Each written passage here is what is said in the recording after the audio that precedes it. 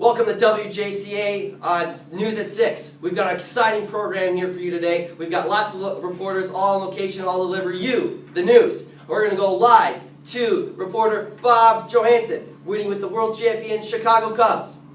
Thank you, Control. We're here live in the locker room with the 1908 World Series champion Chicago Cubs. Not only were they champions of the National League and beating the inferior members of the American League, but they racked up an impressive 99 wins on the season. I'd like to hear, we have Frank Chance here with us, and let's hear a little bit of what he has to say about this season. Frank?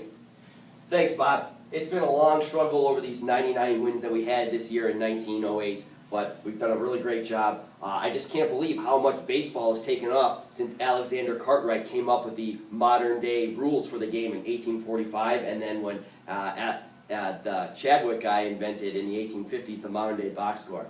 Plus, with the advent of the Cincinnati Reds becoming the first modern professional baseball team in 1869, America's fallen in love with baseball. Baseball's been modeled on by all the other sports their franchises. We've seen a little bit of football, we've seen a lot of other things, but they don't matter now because as the world champion Chicago Cubs here in 1908, we've been flying high, we've been winning, and I doubt... Thank you, Bob. Now we're going to go live to Officer Ronald McBride and his report on the crime wave sweeping the city. Thank you all reporters for gathering here today to deliver so I can deliver some important news about the rampant problem of crime in our city. All right? The crime has been off the charts. We've got prostitution. We've got gambling. We got all this stuff. All right? Stop murdering everyone. What are you doing? Have some respect for yourselves. All right? We've had all these immigrants, and what are these immigrants doing? All right? They're causing this problems, that problems. All right? Too much stuff going on here. So here's what we need to do. Luckily, here in New York City, we have a young, brash, new police chief. All right, his name is Theodore Roosevelt. I don't think he's going to do anything else after that, but we'll see. All right, he's coming here, and he's been laying down the law here for the police. No longer are you going to see your policemen, all right, be so easily corruptible. They're not going to take bribes. They're not going to look the other way. They're coming after you. Yes, you, the criminal. All right, and they're going to go and they're going to throw you and you and you in jail. All right, so no more crime.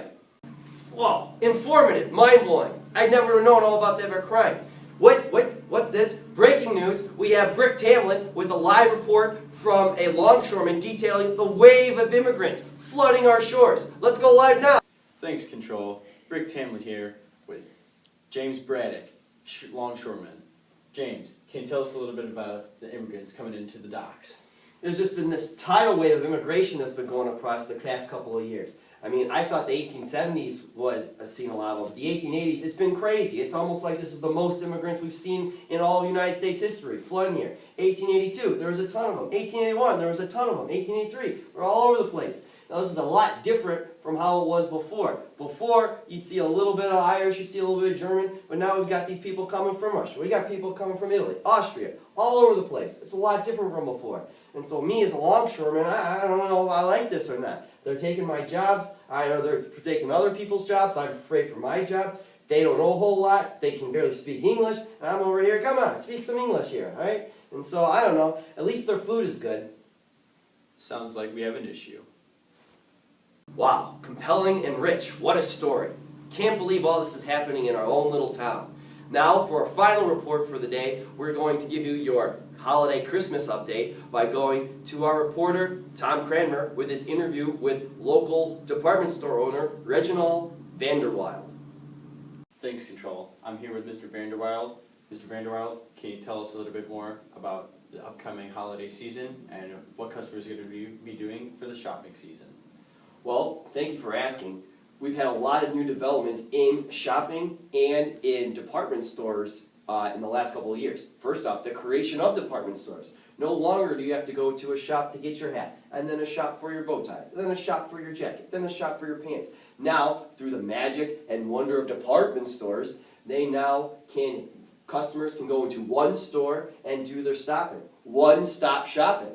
Right? So Marshall Fields has come about as being the director of sales for them. We try to cater to a little bit more of the ladies' needs, so they don't feel all like crammed and grumped, or they feel like that the male shopkeeper might be like doing something a little bit more, being a little friendlier than he should be. Right? We have a wonderful lady working staff. We're going to cater to your needs from the outermost regions of you to the innermost regions, all right, and everything in between, all right? It's all going to come wrapped up with brown paper packages, tied up with string, everyone's favorite things, all right? All from their wonderful developments.